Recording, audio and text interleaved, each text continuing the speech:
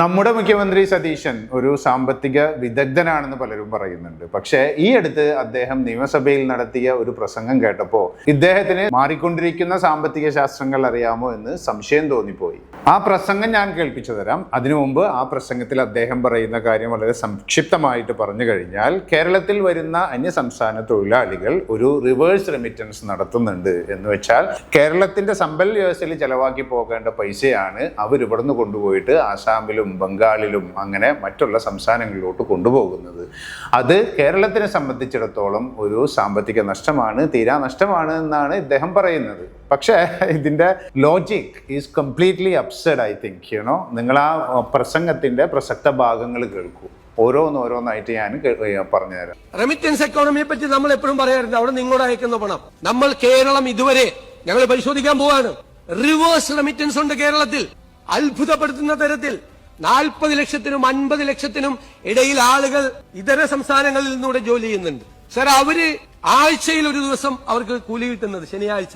വളരെ കുറച്ച് പൈസയാണ് സ്പെൻഡ് ചെയ്യുന്നത്. അവര് നേരത്തെ തിങ്കളാഴ്ച രാവിലെയാണ് അവര് പണം അങ്ങോട്ട് അയച്ചിരുന്നത്. ഇപ്പൊ അവര് ഗൂഗിൾ പേയിൽ ശനിയാഴ്ച പേയ്മെന്റ് കിട്ടിയാൽ ഉടനെ ഗൂഗിൾ പേയിൽ അവർ പൈസ അയക്കുകയാണ്. സർ, റിവേഴ്സ് റെമിറ്റൻസ് ആയി. അപ്പൊ സതീശൻ പറയുന്ന ലോജിക് അനുസരിച്ചിട്ട് ഗൾഫിൽ പോയി പണിയെടുത്ത് അവിടെ നിന്ന് മലയാളികൾ പൈസ ഇങ്ങോട്ട് അയക്കുമ്പോൾ ബംഗാളികൾ ഇവിടെ നിന്ന് പൈസ അയക്കുന്നത് പോലെ, ബംഗാളികൾ ഞാൻ മനഃപൂർവ്വം പറഞ്ഞതാണ്, ഇവിടെ നിന്ന് പൈസ അയക്കുന്നത് പോലെ ഗൾഫിൽ നിന്ന് മലയാളികൾ ഇങ്ങോട്ട് പൈസ അയക്കുമ്പോൾ ആ പൈസ അയക്കുന്ന രീതി ശരിയല്ല. അതുപോലെ തന്നെ ആ പൈസ അയച്ചതുകൊണ്ട് ഗൾഫ് നാടിന് എന്തോ വലിയ കുഴപ്പം സംഭവിക്കുന്നുണ്ട്. കാരണം നമ്മൾ അന്യസംസ്ഥാന തൊഴിലാളികൾ മൊത്തം ബംഗാളികൾ എന്ന് പറഞ്ഞ് അടച്ചാക്ഷേപിക്കുമ്പോൾ ആ ആക്ഷേപം ഇപ്പോൾ സാധാരണമായിട്ടുണ്ട്.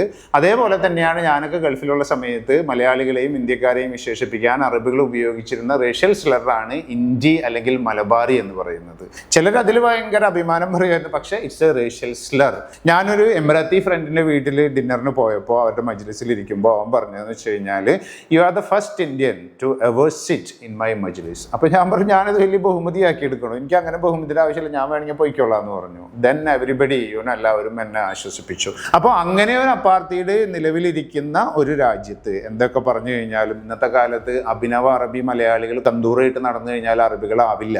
ആ രാജ്യത്ത് താമസിച്ചിട്ട് അറബികൾ വളരെ ലക്സൂറിയസ് ഫ്ലാറ്റുകളിൽ 5 സ്റ്റാർ ഹോട്ടലുകളിൽ പോകുന്നു, ലംബോർഗിനി ഓടിക്കുന്നു. അങ്ങനെയുള്ളിടത്താണ് നമ്മൾ മലയാളികൾ ഒരു ഫ്ലാറ്റ് എടുത്ത് 12 പേർ ഒരുമിച്ച് താമസിക്കുന്നത്. ഒരു റൂമിൽ 4 പേര്, 2 ടോയ്ലറ്റേ ഉണ്ടാകൂ. ഏറ്റവും ചെലവ് ചുരുക്കിയിട്ട് നമ്മുടെ ഭക്ഷണം മാത്രം വെച്ച് കഴിച്ച് അങ്ങനെ നമ്മൾ ജീവിക്കുന്നു. 80% പൈസയും നമ്മൾ എന്നിട്ട് അവിടെ നിന്ന് ഇങ്ങോട്ട് അയക്കുകയാണ് ചെയ്യുന്നത്. ആ പൈസ വന്നത് കൊണ്ടാണ് കേരളം മെച്ചപ്പെട്ടത്. വളരെ കുറച്ച് പൈസയാണ് സ്പെൻഡ് ചെയ്യുന്നത്. ഞാൻ പറഞ്ഞത് മദ്യപിക്കുന്നതിന്റെ പൈസ മാത്രമാണ് കാര്യമായിട്ട് സർക്കാരിലേക്ക് വരുന്നത്. അത് കുറച്ച് പെർസെന്റേജ് ആണ്. അവര് ഗോതമ്പ് പൊടിയും ഉള്ളിയും സവാള പിന്നെ ദാലുമാണ്, പരിപ്പുമാണ് അവർ വാങ്ങിക്കുന്നത്. ശനിയാഴ്ച പേയ്മെന്റ് കിട്ടിയാൽ ഉടനെ ഗൂഗിൾ പേയിൽ അവർ പൈസ അയക്കുകയാണ്. സോ ഇവിടെ നിന്ന് അന്യസംസ്ഥാന തൊഴിലാളികൾ, നേരത്തെ ബംഗാളികൾ എന്ന് പറഞ്ഞ് ഞാൻ തിരുത്തുകയാണ്, അന്യസംസ്ഥാന തൊഴിലാളികൾ അവരുടെ സംസ്ഥാനങ്ങളിലോട്ട് പൈസ അയക്കുമ്പോൾ അവരുടെ എക്കോണമി, കേരളത്തിന്റെ എക്കോണമി മെച്ചപ്പെട്ടതുപോലെ അവരുടെ എക്കോണമി മെച്ചപ്പെടുമ്പോൾ കേരളത്തിന് എന്തോ സംഭവിക്കുന്നു എന്നാണല്ലോ സതീശൻ പറയുന്നത്. But look at Gulf. ഇന്ത്യക്കാർ മാത്രമല്ല, എല്ലാ ഏഷ്യക്കാരും, ഓൾമോസ്റ്റ് ഓൾ ഏഷ്യക്കാർ 80% അവരുടെ സേവിങ്സ് മൊത്തം, ശമ്പളം മൊത്തം സ്വന്തം നാട്ടിലോട്ട് അയച്ചിട്ടും ഗൾഫ് പുരോഗമിക്കുന്നേ ഉള്ളൂ, അല്ലാണ്ട് നശിച്ചു പോകുന്നില്ല. അതിന്റെ കാരണം മറ്റൊന്നാണ്. അതിന്റെ കാരണം അറിയണമെങ്കിൽ നമ്മൾ കർണാടകയിലോട്ട് പോകണം. അതിലോട്ട് പോകുന്നതിന് മുമ്പ് സതീശൻ പറഞ്ഞതിന്റെ ബാക്കി കാര്യങ്ങൾ കേൾക്കാം. ഒരു 15 കൊല്ലം മുമ്പ് കൊച്ചി നഗരത്തിൽ ഒരു 100 കോടി രൂപയുടെ കെട്ടിടം പണിതാൽ, അല്ലെങ്കിൽ തിരുവനന്തപുരത്ത് 100 കോടി രൂപയുടെ ഒരു കെട്ടിടം പണിതാൽ അതിൽ 40 മുതൽ 50% വരെ പണം ലേബർ ചാർജായി ഈ തിരുവനന്തപുരം നഗരത്തിലും സമീപ പ്രദേശത്തുമുള്ള തൊഴിലാളികളുടെ വീട്ടിലേക്ക് എത്തുമായിരുന്നോ? ഇപ്പൊ ആ പണം എങ്ങോട്ടാ പോകുന്നത്? ഒറ്റയാളില്ലല്ലോ നമ്മുടെ ആരും. എല്ലാം ഇതര സംസ്ഥാനങ്ങളിൽ വരുന്ന ജീവനക്കാരാണ്. ഈ പറയുന്ന ഈ തിരുവനന്തപുരത്തും അല്ലെങ്കിൽ കൊച്ചിയിലും കേരളത്തിലും സർക്കുലേറ്റ് ചെയ്യപ്പെടേണ്ട പൈസയാണ് റിവേഴ്സ് റെമിറ്റൻസ് ആയിട്ട് ഇതര സംസ്ഥാനങ്ങളിലേക്ക് പോകുന്നത്. നമ്മുടെ ഇക്കോണമിയുടെ അടിത്തറമാന്താണ്. നമുക്ക് എന്ത് ചെയ്യാൻ പറ്റും? അതിനെ മറികടക്കാൻ പറ്റും? അവരെല്ലാം പറഞ്ഞുവിടാൻ പറ്റുമോ? പറഞ്ഞുവിടാൻ പറ്റില്ല. ഇവിടെയുള്ള ആളുകൾ വന്ന് ആ ജോലി ചെയ്യോ? ജോലി ചെയ്യില്ല. അതൊരു സിറ്റുവേഷനാണ്. ഇത് കേൾക്കുമ്പോഴാണ് എനിക്ക് കൂടുതൽ ചിരി വരുന്നത്. കർണാടകയിൽ IT മുതലായ ക്വാളിഫൈഡ് പ്രൊഫഷൻസ് നോക്കിയാൽ അനൗദ്യോഗിക കണക്കുകൾ പ്രകാരം 70 to 75% കർണാടകക്കാരല്ല ആ ജോലികൾ ചെയ്യുന്നത്, മറ്റ് സംസ്ഥാനങ്ങളിലുള്ളവരാണ്. ഇവിടെ എന്താണ് സംഭവിച്ചതെന്ന് വെച്ച് കഴിഞ്ഞാൽ, കർണാടകയിൽ IT ബൂം വന്ന സമയത്ത് ആ IT ബൂമിന് വേണ്ട ക്വാളിഫൈഡ് ആയിട്ടുള്ള ജോലികൾക്ക് ശ്രമിക്കാതെ തങ്ങൾ ചെയ്തു വന്ന സാമ്പ്രദായികമായിട്ടുള്ള ജോലികളിൽ നിന്ന് മാറി ഇതിലോട്ട് ഷിഫ്റ്റ് ചെയ്യാതെ കന്നഡക്കാർ കൂടുതലും ശ്രദ്ധിച്ചത് സാധാരണ ചെയ്തു വന്ന ബ്ലൂ കോളർ ജോബുകൾ ചെയ്യാനാണ്. കൺസ്ട്രക്ഷൻ, മറ്റുള്ള കാര്യങ്ങൾ, മീനിയൽ ജോബ്, സാധാരണ ജോലികൾ എന്താണ് അത് ചെയ്യുക. അപ്പോൾ IT കമ്പനികൾക്ക് നല്ല പ്രൊഫഷണലുകളെ ആവശ്യമായി വന്നപ്പോൾ അവർ മറ്റ് സംസ്ഥാനങ്ങളിൽ നിന്ന് തൊഴിലാളികളെ, ഇൻക്ലൂഡിങ് കേരളത്തിൽ നിന്ന് ധാരാളം പേർ കർണാടകയിൽ ജോലി ചെയ്യുന്നുണ്ട്, മറ്റ് നോർത്ത് ഇന്ത്യൻ സംസ്ഥാനങ്ങളിൽ നിന്നും. കർണാടകക്കാരുടെ അവസ്ഥയോ നിങ്ങൾ നോക്കിയാൽ മനസ്സിലാകും. വളരെ വർണ്ണശബളമായ പുതിയൊരു മോഡേൺ രാജ്യത്താണെന്ന് തോന്നിപ്പിക്കുന്ന രീതിയിൽ അത്രത്തോളം സ്ട്രക്ചേർഡ് ആയ ഇൻഫ്രാസ്ട്രക്ചറുള്ള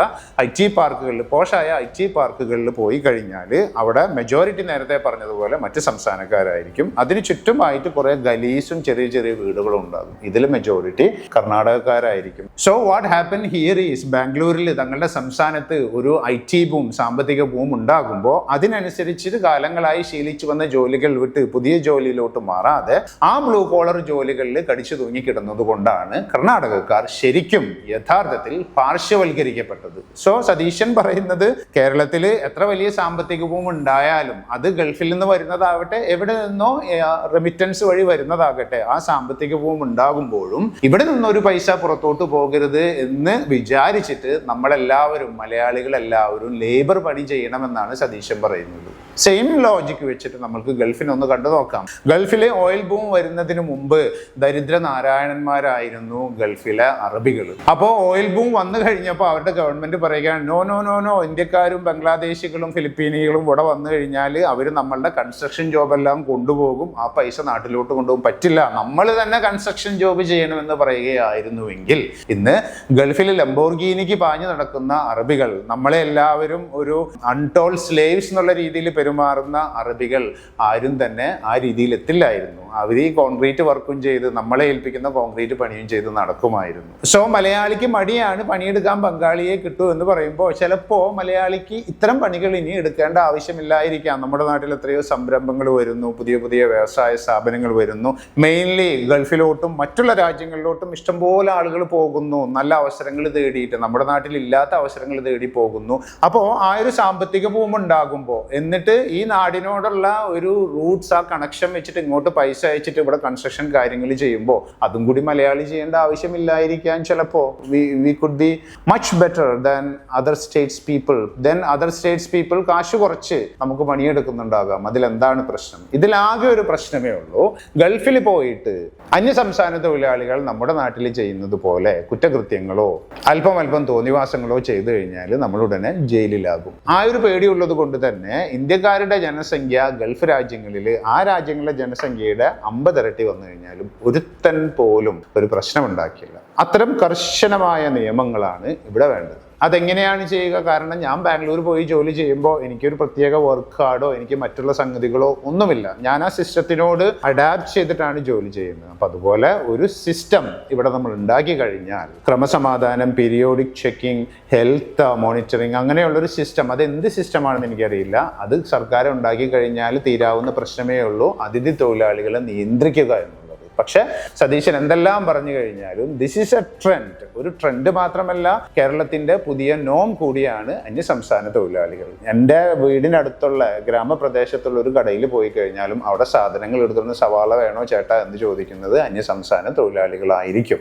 ഇതിൽ അദ്ദേഹം പറഞ്ഞ കാര്യങ്ങളുമായി കൂട്ടി വായിക്കുമ്പോൾ ഒരു കാര്യമാണ് പറയാനുള്ളത്. മലയാളികൾ ചേക്കേറുന്ന ഗൾഫ് രാജ്യങ്ങളും യൂറോപ്യൻ രാജ്യങ്ങളും അമേരിക്കയും എല്ലാം വളരെ സമ്പന്നമാണ്. അവിടെ ആവശ്യമായ തൊഴിലവസരങ്ങളുണ്ട്, ഉന്നത വിദ്യാഭ്യാസ സൗകര്യങ്ങളുണ്ട്. ഇതെല്ലാം തേടി മലയാളികൾ അങ്ങോട്ട് പോകുമ്പോൾ ഇവിടെ നിന്നുള്ള റിവേഴ്സ് റെമിറ്റൻസ്, അങ്ങോട്ട് പോകുന്ന പണം, അത് ഇവിടെ തന്നെ ചെലവാക്കിക്കാനുള്ള കാര്യങ്ങളാണ് നമ്മൾ നോക്കേണ്ടത്. പുതിയ പുതിയ ബിസിനസ്സുകൾ, പുതിയ തൊഴിലവസരങ്ങൾ, ഉന്നത നിലവാരത്തിലുള്ള വിദ്യാഭ്യാസ സ്ഥാപനങ്ങൾ, ഇൻഫ്രാസ്ട്രക്ചർ ഡെവലപ്മെന്റ്, ആധുനികമായ സൗകര്യങ്ങൾ, ഇതെല്ലാം ഒരുക്കി കഴിഞ്ഞാൽ മലയാളികളുടെ സമ്പത്തിൻ്റെ ഒരു നല്ലൊരു ഭാഗം ഇവിടെ തന്നെ ചിലവഴിക്കാൻ പറ്റും. 1-2 തലമുറകൾ കഴിഞ്ഞാൽ ആ രാജ്യങ്ങളെ പോലെ ആകാൻ പറ്റിയില്ലെങ്കിലും ഭൂരിപക്ഷവും നല്ല രീതിയിൽ ജീവിക്കുന്ന ഒരു സമ്പ്രദായം കേരളത്തിൽ സൃഷ്ടിച്ചെടുക്കാൻ പറ്റും. അതിനാണ് നമ്മൾ ശ്രമിക്കേണ്ടത്, അല്ലാതെ അന്യസംസ്ഥാന തൊഴിലാളികളെ ഇവിടെ നിന്ന് ഓടിക്കാനല്ല. സോ സതീശന്റെ സാമ്പത്തിക ശാസ്ത്രത്തിന് this is my take. Okay, what is your take? ഞാൻ ഈ പറഞ്ഞതിൽ വല്ല കാര്യമുണ്ടോ? മലയാളികൾ മീനിയൽ ജോബ് ചെയ്ത് അങ്ങനെ ദരിദ്ര നാരായണന്മാരായി ജീവിക്കേണ്ട ആവശ്യമുണ്ടോ?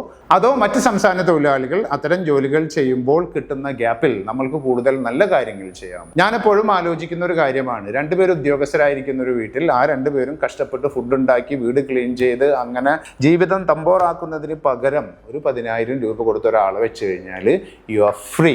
നിങ്ങൾക്ക് പ്രൊഡക്റ്റീവായിട്ട് മറ്റുള്ള കാര്യങ്ങൾ ചെയ്യാൻ പറ്റും. സെയിം ലോജിക്ക് തന്നെയാണ് ഞാനിവിടെയും പറയുന്നത്. What is your logic? And CMന്റെ ലോജിക്ക് എനിക്ക് മനസ്സിലാവുന്നില്ല.